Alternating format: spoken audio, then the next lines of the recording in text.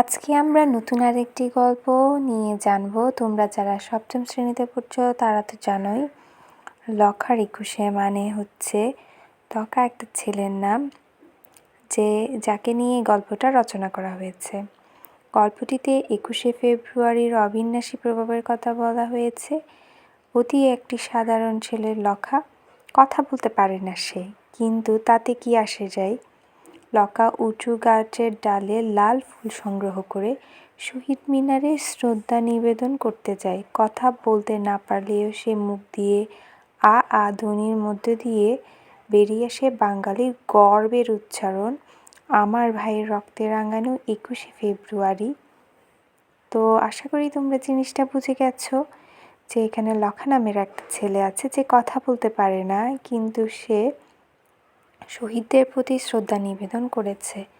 এবার এখানে একটা লেখক পরিচিতি আছে, যিনি হচ্ছে আবু বকর সিদ্দিকী। তার জন্ম, মৃত্যু এবং গ্রন্থের নামগুলো দেখে নিবা। এবার আমরা অমর একুশে মানে লখার একুশে এই গল্পটি একটু পড়ব। লখার রাতের বিছানায় ফুটপাতে কঠিন শান। এই শান দিনের বেলায় রোদে পুড়ে গরম হয়, রাতে হিম লেগে বরফের মতো ঠান্ডা হয়। ঠান্ডা শানে শুয়ে লখার বুকে কাশি বসে, গায়ে জ্বর ওঠে।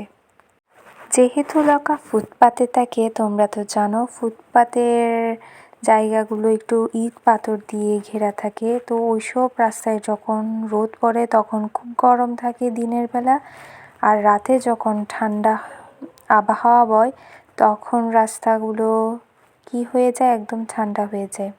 এই কারণে লখার কাশি জ্বর এগুলো উঠে গেছে।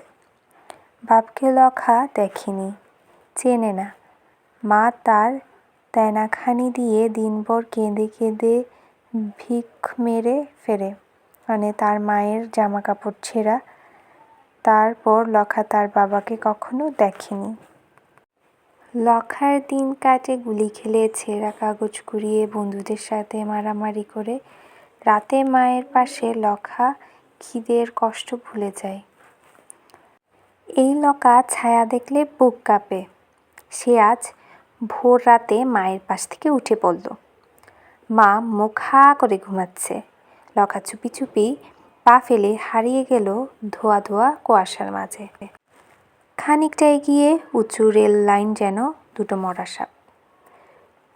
লখা তো ছায়া দেখলেই ভয় পায়, কিন্তু সে তার মার পাশ থেকে আজকে খুব তাড়াতাড়ি ভোর রাতে উঠে পড়ছে এবং সে খানিকটা এগিয়ে ও দেখতেছে রেল লাইন দুটোটাকে লাগতেছে সাপের মাথা। পাশাপাশি আছে চুপচাপ। লখা ইটের টুকরো দিয়ে ইস্পাতের লাইনে টুকটুক টুকে তার উপর কান পাতল। হ্যাঁ, শব্দ শোনা যাচ্ছে, যেন গানের সুরলহরী বয়ে যাচ্ছে কানের ভেতর দিয়ে। লখা বাড়ি মজার দুষ্ট ছেলে। গানের মজা ফুরিয়ে গেলে এক লাফে লাইন পেরিয়ে ওপারে পৌঁছে গেল। সেখানে মস্ত নিচু খাত, এর ভেতরে গড়িয়ে পড়লে হাত পা ভাঙবে নির্ঘাত। খুব সাবধানে খাত পেরিয়ে ওপারের ডাঙ্গায় উঠে এসে এলো সে। ডাঙ্গাটা আসলে বন জঙ্গলে অন্ধকার। ঝিঝি পোকা ডাকছে এবং ধেয়ে ধেয়ে গাছের ঝাঁঝরা ছায়া মাথা নেড়ে নেড়ে ভয় দেখাচ্ছে লখাকে। খচ করে কাঁটা ঢুকে পড়ল বাপায়ে। কিসের কাঁটা হবে, হয়তো বাবলা টাবলা। লখা উবু হয়ে বসে কাঁটাটা খসিয়ে দূরে ছুঁড়ে ফেলে দিল, কিন্তু বিষ তো যায় না। কি অসহ্য যন্ত্রণা! আ আ বলে কেঁদে দিল লখা। কিন্তু কাঁদলে তো চলবে না, সময় নেই আর। তাকে তো যেতেই হবে। আবছা অন্ধকার, ফিনফিনে ঠান্ডা। গাছের পাতা বেয়ে শিশির গড়িয়ে পড়ছে। খুব খুব করে কাশি আসছে লখার। খালি পা শিশিরে ভিজে শীত লাগছে। একটা ছেঁচড়া ডাল লখার হাফ প্যান্ট ছেড়ে টেনে ধরেছে পেছন দিক দিয়ে। প্যান্ট আধখসা অবস্থায় দৌড়াতে লাগলো সে। আচ্ছা, তার মানে লখার প্যান্টটা ছিঁড়ে গেছে, একটা ডাল পড়ছে যার সাথে পেছনে টান গিয়ে ওর প্যান্টটাই ছিঁড়ে গেছে। একটা কেকশিয়াল বুঝি তাকিয়ে দেখছিল তাকে। দেখুক গে, এখন ভয় ভয় করলে দেরি হয়ে যাবে, কাজেই এবার চোখ কান বুজে দৌড় শুরু করতে হবে তাকে। আর শেষটাই যেই অদ্ভুত গাছটার নিচে পৌঁছে গেল লখা, যার ঢালে ঢালে রক্তের মতো টুকটুকে লাল ফুল। দিনের বেলা রেল লাইনের উপর দাঁড়িয়ে অবাক হয়ে থোকা থোকা ফুলের লাল ঝুঁটি পানে তাকিয়ে থাকে সে। এখন ওই উপরে এক থোকা ফুল তার পেরে আনা চাই। হাতের মুঠোয় পাকিয়ে মনকে শক্ত করে নিল লখা। তারপর চট চট করে গাছে উঠে গেল, এক্কেবারে কাঠবিড়ালির বাচ্চার মতো।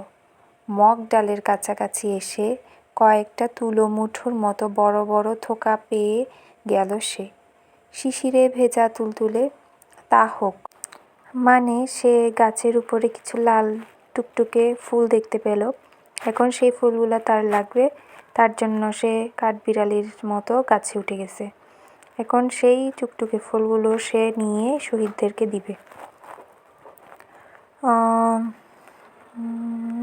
এই জিনিসটা এভাবে শেষ হয়ে গেছে, মানে ও ওই ফুলগুলা নিয়ে শহীদদেরকে দিয়ে দিবে, এই জন্য বলতেছে যে এই ফুলগুলা ওর লাগবেই। ফুল নিয়ে যখন মাটিতে নেমে এলো লখা, তখন তার সারা শরীর জ্বলে যাচ্ছে। কনুই ও বুকে চটচটে ঠান্ডা, হাত দিয়ে টের পায় টাটকা রক্ত। গাছে ডালপালা কাঁটায় ভর্তি, হাত পা ছিঁড়ে গেছে আঁচড় লেগে। তাতে কি, জিতে গেছি আমি। গর্বে বুক ফুলে ওঠে লখার।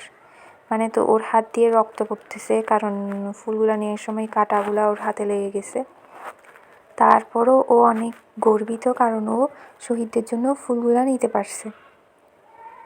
সেদিন সকাল ছিল বড় আশ্চর্য সুন্দর। সেদিনের সকালটা অনেক সুন্দর ছিল। আকাশে হালকা কুয়াশা ছিল, অল্প অল্প শীত ছিল। আর দক্ষিণের সামান্য বাতাস, আর দক্ষিণ দিক থেকে সামান্য বাতাস আসছিল।